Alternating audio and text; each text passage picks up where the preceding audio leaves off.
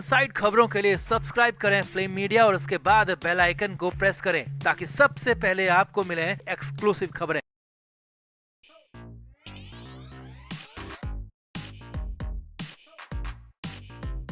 महाराष्ट्र में उद्धव ठाकरे और राज ठाकरे की आने की चर्चा लंबे वक्त से चल रही है। लंबे समय से इस बात की चर्चाएं चल रही हैं और अब मामला आगे भी बढ़ता हुआ नजर आ रहा था, क्योंकि उद्धव ठाकरे ने राज ठाकरे के घर अपना करीबी आदमी या कहें कि अपना करीबी दूत बनाकर भेजा था, लेकिन वहां पर तो लड़ाई हो गई। जी हाँ, राज ठाकरे की दबंगई के आगे उद्धव ठाकरे का राजदूत चित हो गया और महाराष्ट्र की सियासत में नया यू टर्न आने की उम्मीद बढ़ गई है। मचा है बड़ा बवाल। तो दिखाते हैं आपको किसे भेजा, क्या हुआ, सब कुछ आपको बताते हैं, दिखाते हैं। आप भी वीडियो को शेयर करें, कमेंट बॉक्स में अपनी राय जरूर दें।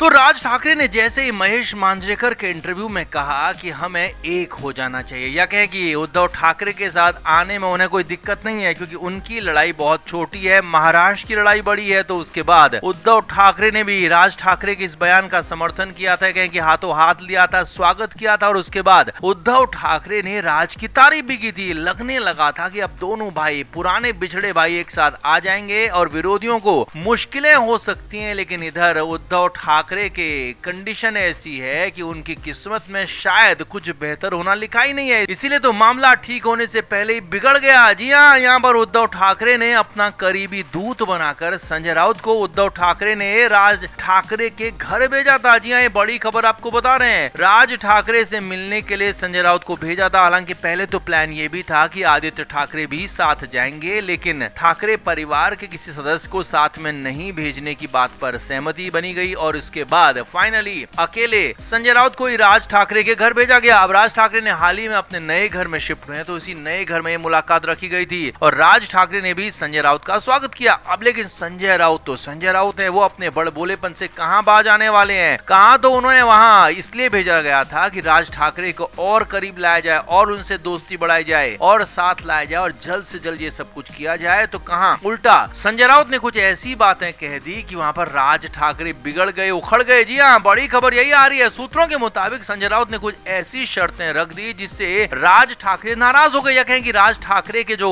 व्यवहार है, जो आचार विचार है, उसके खिलाफ नजर आया। राज ठाकरे को बांधने की कोशिश यहाँ पर करने लगे और एक तरह से उद्धव ठाकरे के अधीन ही काम करने के लिए राज ठाकरे को यहाँ पर वो मनाने लगे, कहने लगे। अब राज ठाकरे पहले भी कह चुके हैं कि वो सिर्फ और सिर्फ बाला साहब के अधीन ही काम कर सकते थे और किसी के अधीन नहीं, यानी कि दोनों भाई जब एक साथ भी आएंगे तो भी दोनों पैरेलल काम करेंगे, कोई किसी के अधीन नहीं होगा। लेकिन यहाँ पर संजय राउत ने वहां जाकर राज ठाकरे से यही बातें कही कि वहां पर उद्धव ठाकरे ही सर्वे सर्वा होंगे, नेता होंगे और आपको उनके अधीन ही काम करना होगा। तो उसके बाद राज ठाकरे बुरे भड़क गए, मामले में नया यू टर्न तक आ गया। हालांकि अंदर खाने की खबरें ये भी हैं कि राज ठाकरे एक बार इस मामले में खुलकर उद्धव ठाकरे से ही बात करना चाहते हैं, क्योंकि वो भी जानते हैं और मानते भी हैं कि संजय राउत भले ही कुछ भी कहें लेकिन उद्धव ठाकरे की बातें अलग हो सकती हैं, क्योंकि संजय राउत कभी भी उद्धव ठाकरे का पूरा भला नहीं चाहते हैं। वो भले ही उद्धव ठाकरे के साथ हैं, लेकिन कई बातें, कई हरकतें, कई काम, कई बयान ऐसे देते हैं जिनसे उद्धव ठाकरे को उल्टा नुकसान होता है। इसीलिए राज ठाकरे चाहते हैं कि वो उद्धव ठाकरे से मुलाकात करें और वहां पर मामले को साफ साफ करें। लेकिन यहाँ पर तो संजय राउत, जिन्हें दूत बनाकर भेजा गया था उद्धव ठाकरे की तरफ से, उन्होंने मामला संभालने के बजाय और ज्यादा बिगाड़ दिया है, राज ठाकरे को परेशान कर दिया है, कहें कि नाराज कर दिया। और राज ठाकरे का अंदाज सभी जानते हैं कि वो जब भड़क जाते हैं और तो क्या कर सकते हैं, क्या करते हैं। इसीलिए राज ठाकरे की ये बयान इसीलिए उद्धव ठाकरे के लिए मुश्किलें भरे कहे जा रहे हैं। तो आप क्या मानते हैं, क्या अब मुश्किलें आगे बढ़ गई हैं राज ठाकरे और उद्धव ठाकरे के एक आने में, या फिर कुछ और कंडीशन हो सकती है? आप भी कमेंट करके जरूर बताएं, वीडियो को शेयर भी करें।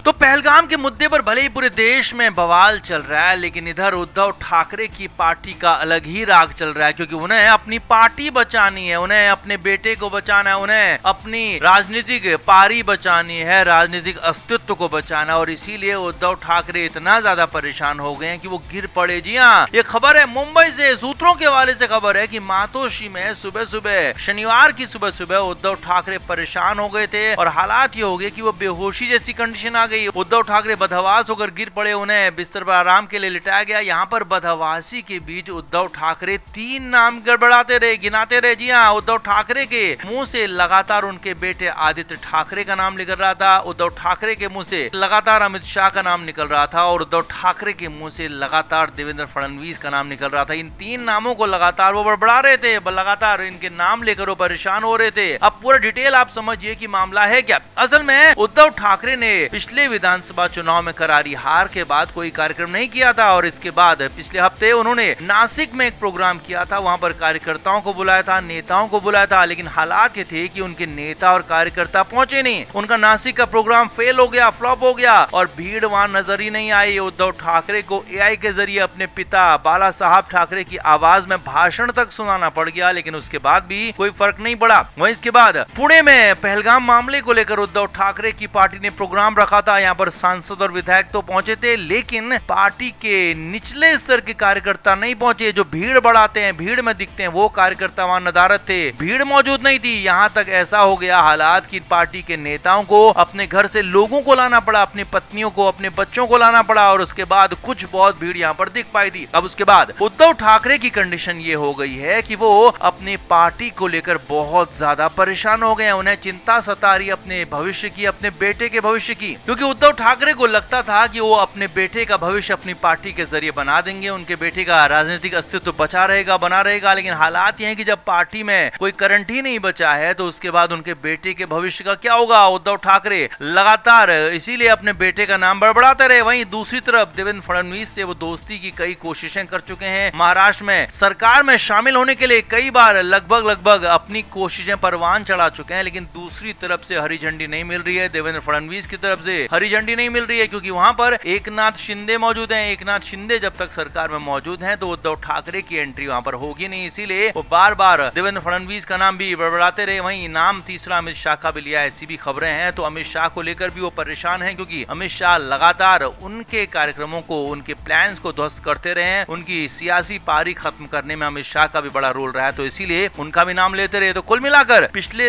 एक हफ्ते के अंदर उनके 2 कार्यक्रम फ्लॉप हो गए, पार्टी की हालत उनकी ज्यादा खराब हो गई। इसी वजह से उद्धव ठाकरे बेहद परेशान हैं और इसीलिए खबर यह है कि शनिवार की सुबह सुबह गश खाकर गिर पड़े, उनकी हालत खराब हो गई। हालांकि बहुत ज्यादा घबराने वाली बात नहीं है। कहा तो यहाँ तक जा रहा है, डॉक्टर्स की तरफ से स्टेटमेंट बाहर आया है, उसका यही कहना है कि वो थोड़ी सी थकान थी, थोड़ी सी परेशानी थी, लेकिन अंदर की खबर यही है कि पार्टी के हालात को देखकर उद्धव ठाकरे परेशान है और बहुत ज्यादा परेशान है। तो आप क्या कहेंगे? आप इस पर अपनी राय जरूर दें, वीडियो को शेयर भी करें। Flame media report.